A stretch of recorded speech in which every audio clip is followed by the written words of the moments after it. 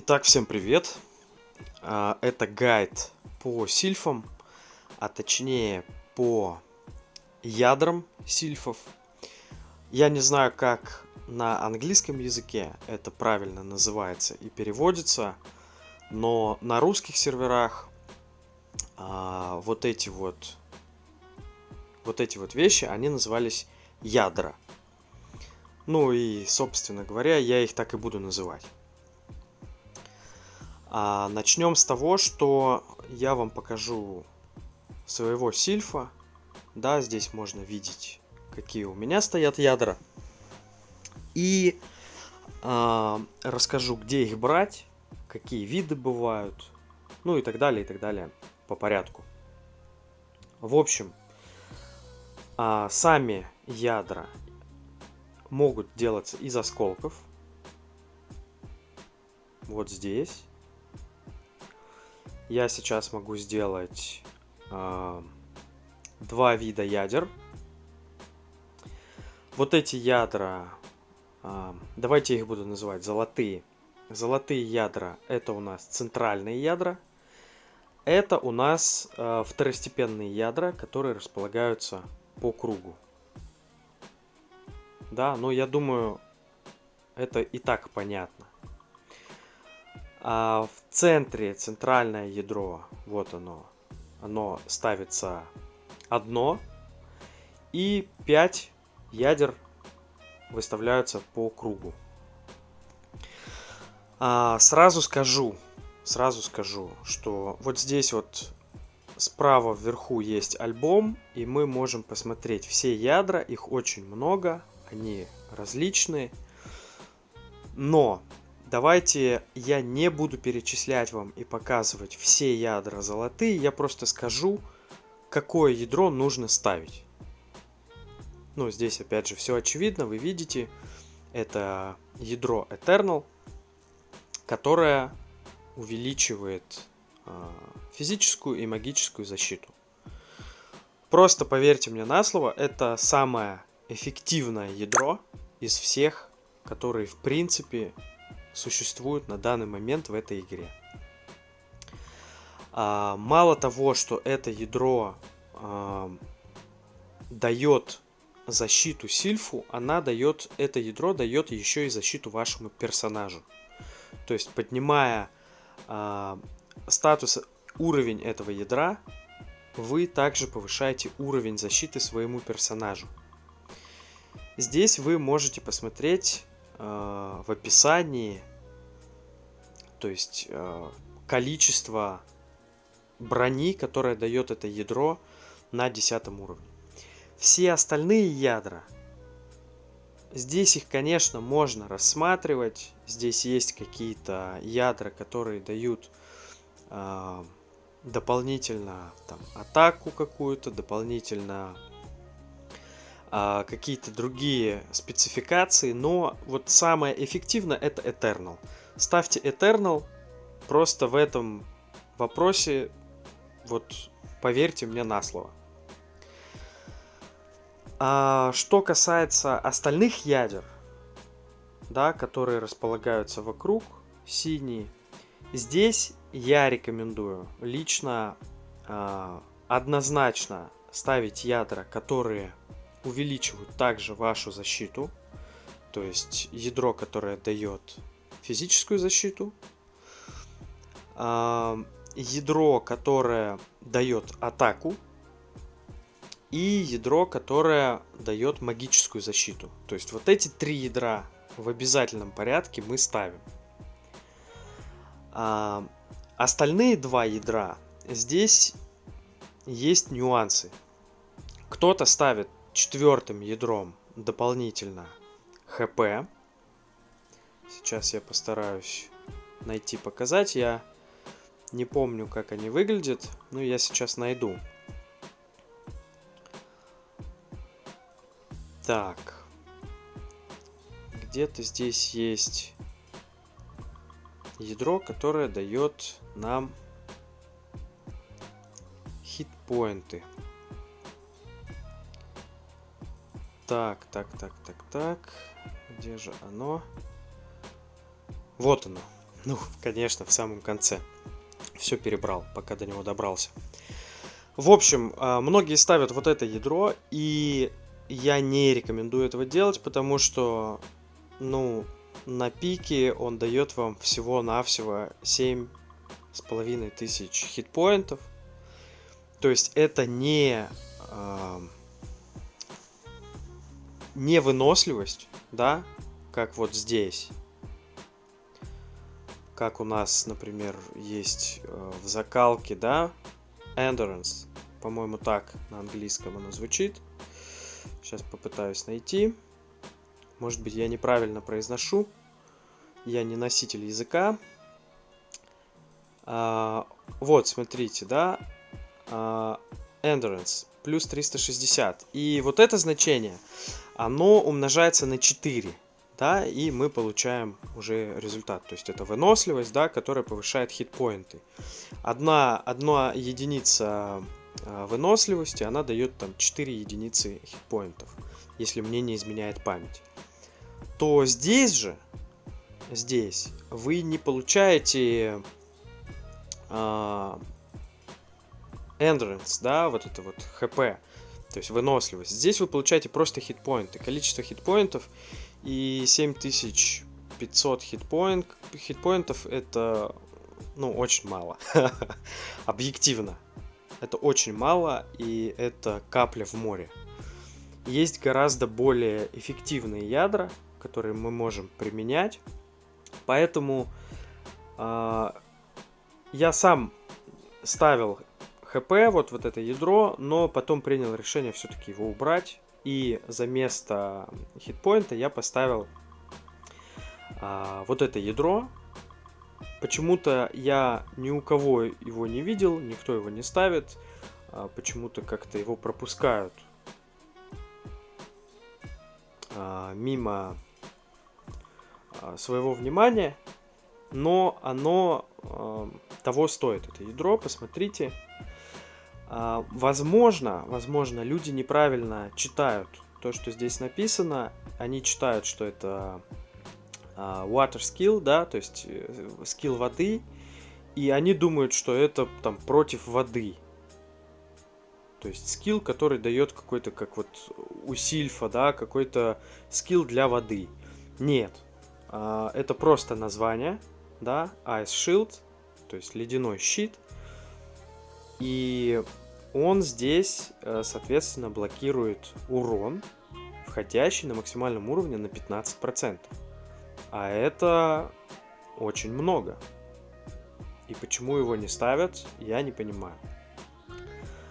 Я вот себе, собственно говоря, его поставил, это ядро, и буду докачивать 100% до 10 левела.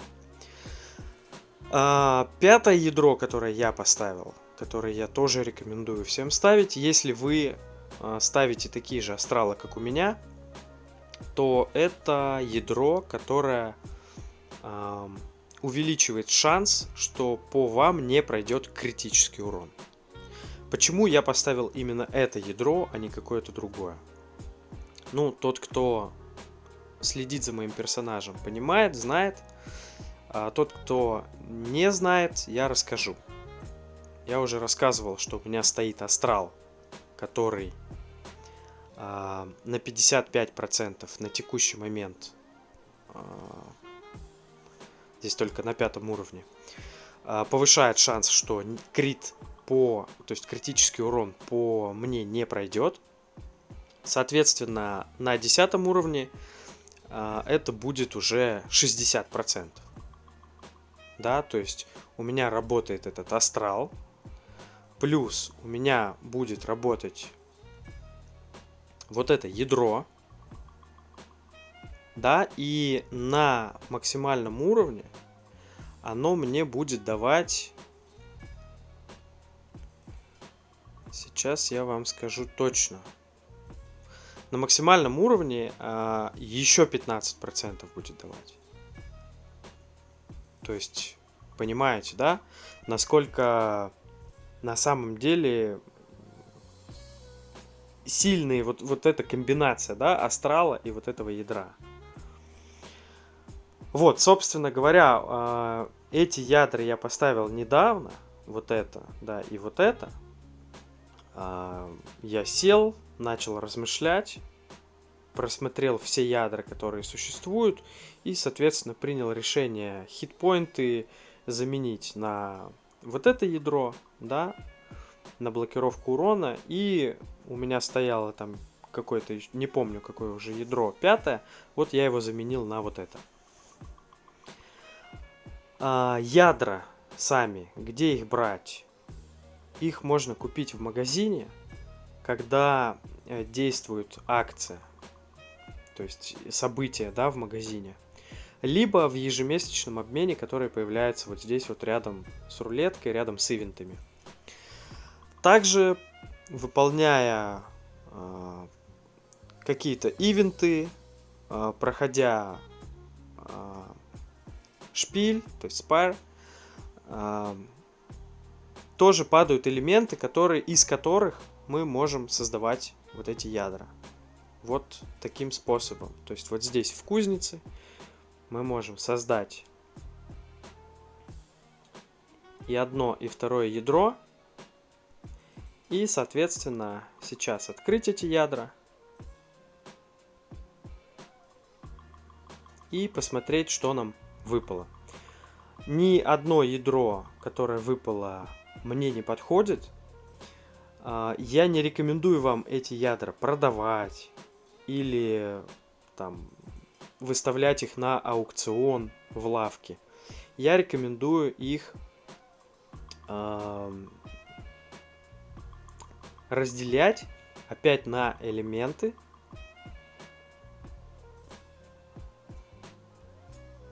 Для того, чтобы у вас была дополнительная возможность создавать еще ядра.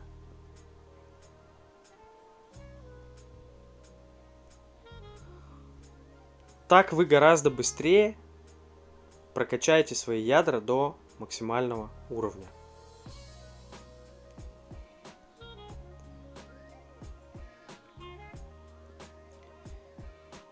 Так, опять выпало не то ядро. Вот, но элементы у меня, собственно, закончились, поэтому больше создавать ядра я уже не могу. Так, что еще хочется сказать? Не рекомендую ставить ядра против каких-либо стихий. Здесь очень много ядер, которые блокируют урон там от тьмы, от света и так далее, и так далее, и так далее.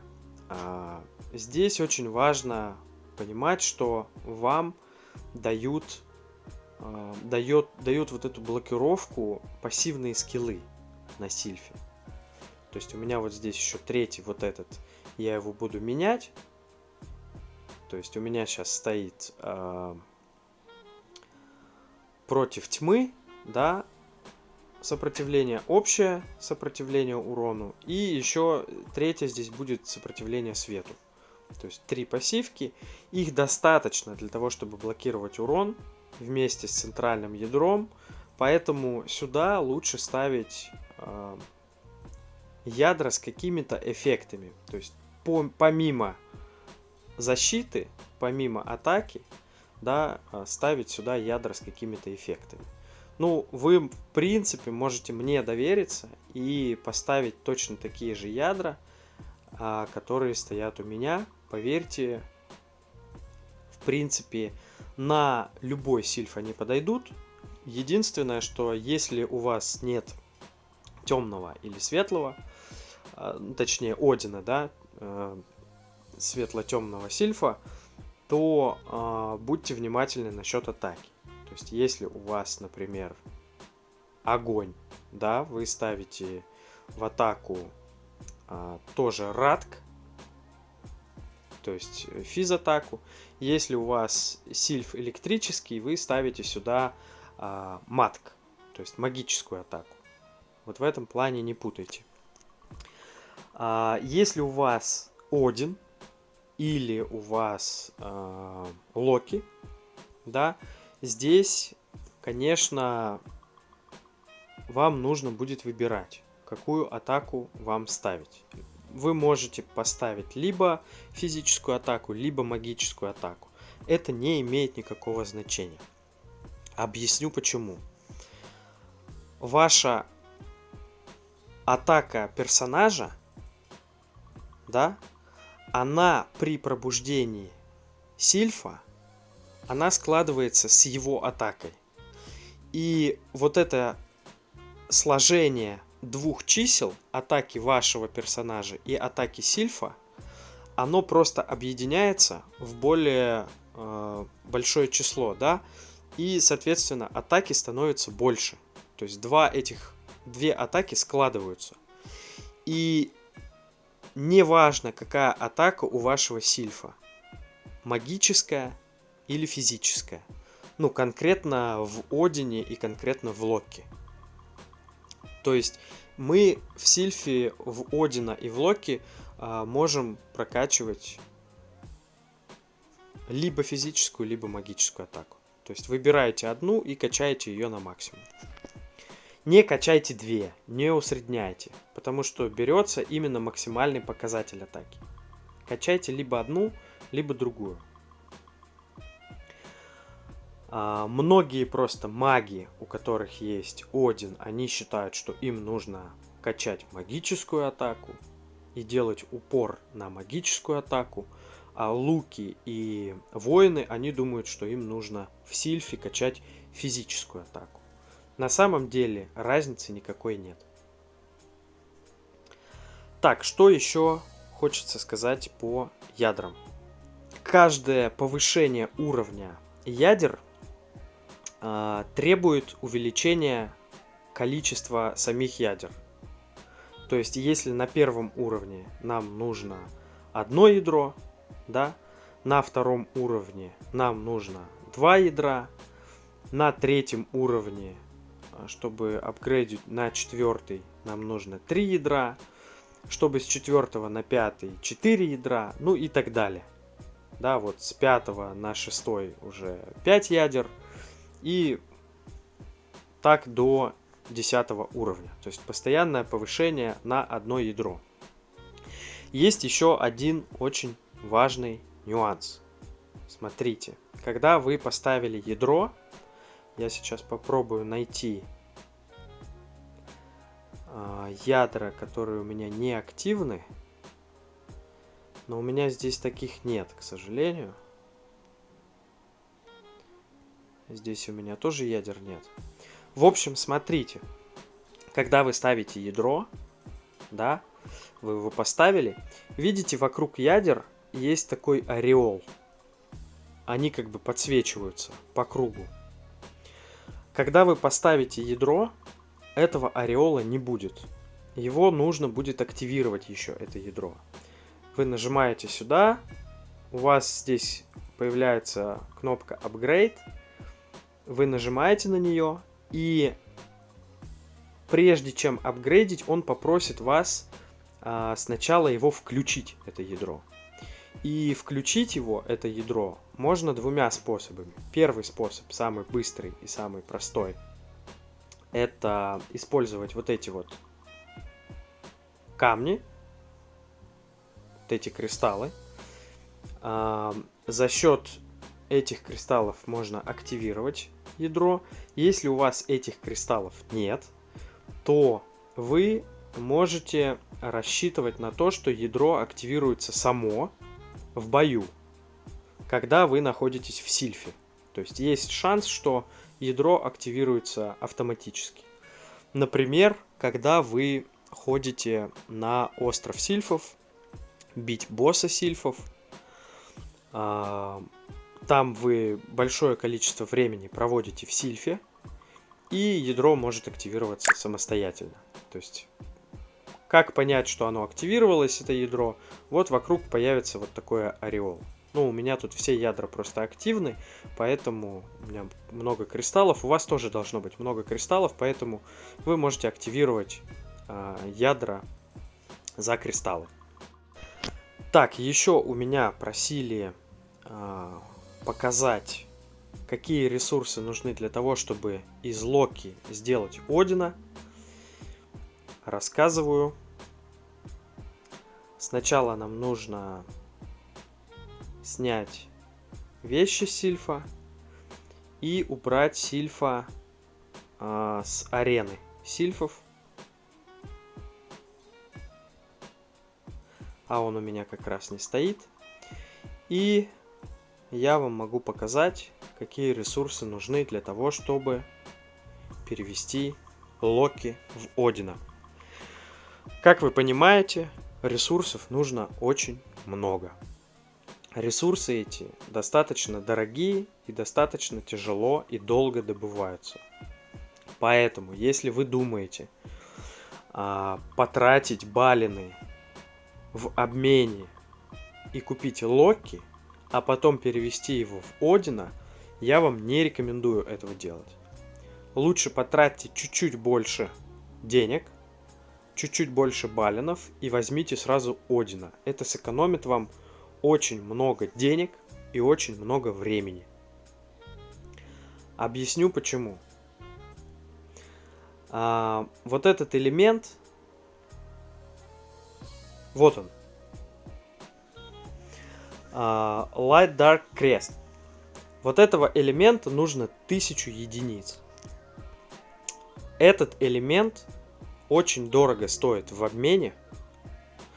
И он, если его покупать через ивенты, на этот элемент есть ивенты, то это гораздо больше украдет у вас денег, чем если вы один раз просто купите кристаллов для того, чтобы сразу купить Одина. То есть это очень важно понимать. Если вы пытаетесь сделать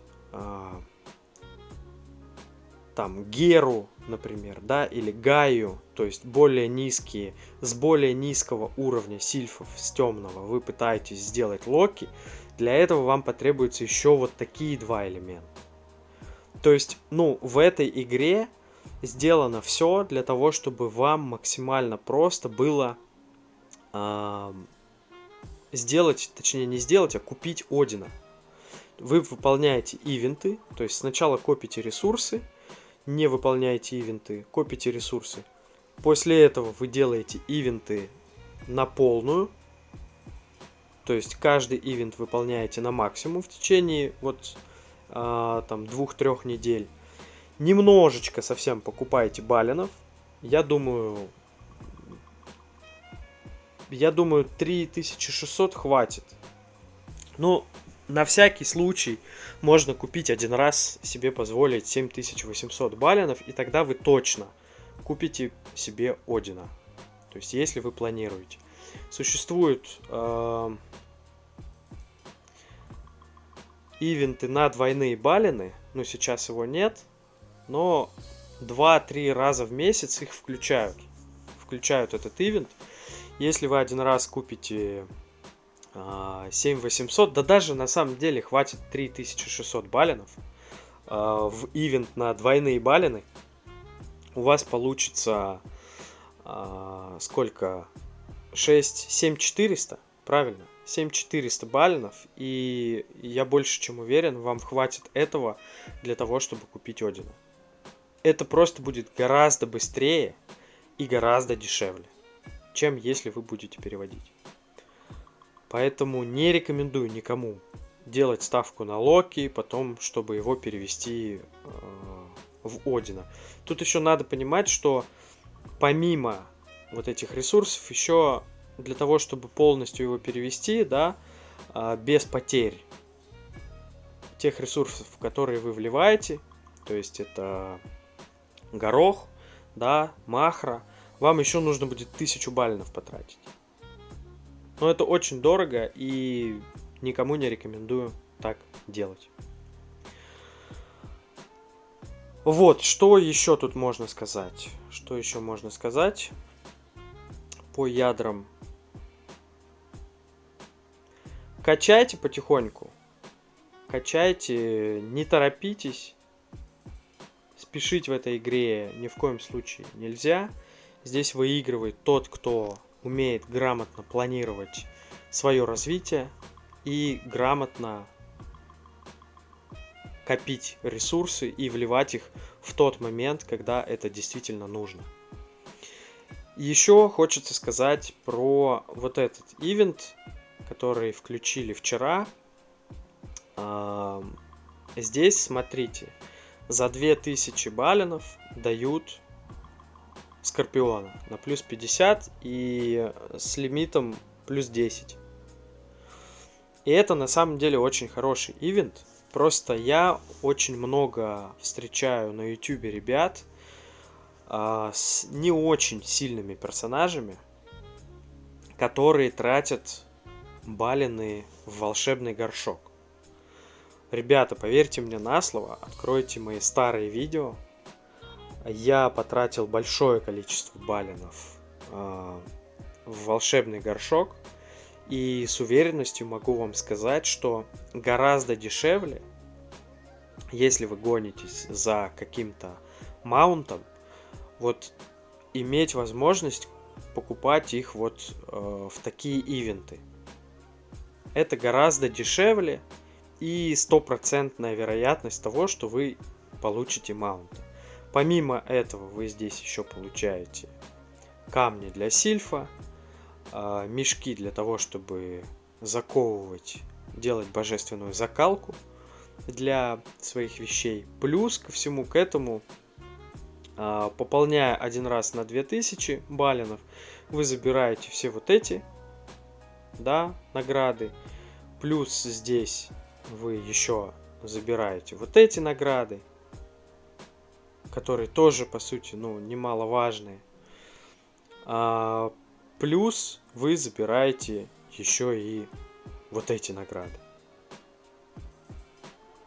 То есть 3 раза вы получаете награды, и это на самом деле достаточно хороший обмен на ваши баллины. Помимо ресурсов, вы еще и получаете 100% коня. Я, кстати, коня этого взял. Сделаю потом отдельное видео, покажу. Вот он. Вот. Вот такой момент, такой нюанс. Думаю, что по ядрам я все рассказал, все, что знаю. Если вдруг какие-то вопросы есть, задавайте в комментарии. В комментариях буду отвечать, стараться на ваши вопросы. Вот. А так, всем пока. Скоро выйдет новое видео. Потихонечку готовлю, потихоньку собираю материал. Если какая-то есть еще тема, которая вас интересует, пишите, постараюсь снять для вас какой-то маленький небольшой гайд и поделиться с вами своим опытом. Все, всем удачи, всем пока.